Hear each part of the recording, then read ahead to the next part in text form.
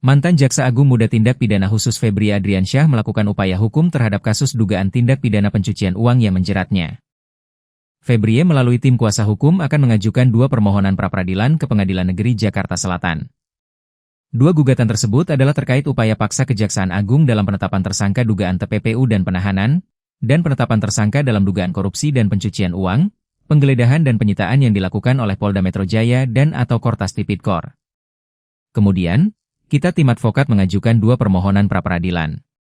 Jadi, ada 2 permohonan pra-peradilan, kata tim kuasa hukum ex-Jampitsus Febri Adriansyah, Firman Wijaya, dalam konferensi pers di Senayan, Jakarta, Selasa, 4 Agustus 2026.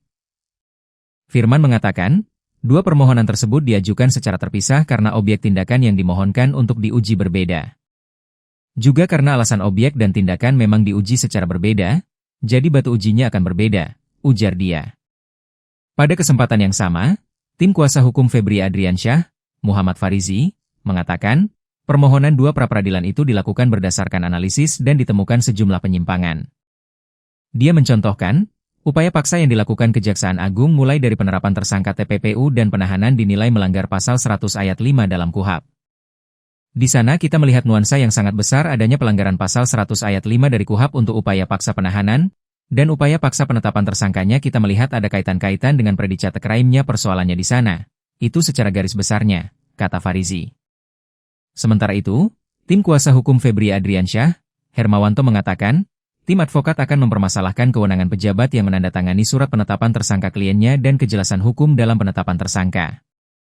Karenanya, kata dia, tim kuasa hukum akan meminta pengadilan untuk menguji keabsahan tindakan penggeledahan, penyitaan, penetapan tersangka, dan larangan bepergian ke luar negeri.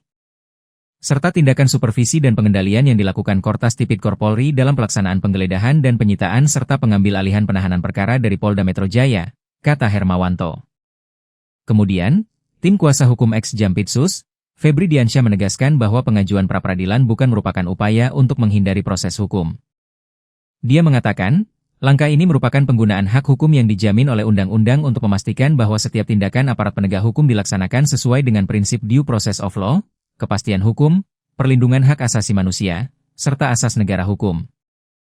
Tim advokat menghormati proses hukum yang sedang berjalan dan menyerahkan penilaian atas seluruh argumentasi hukum tersebut kepada pengadilan melalui mekanisme pra-peradilan, ucap Febri.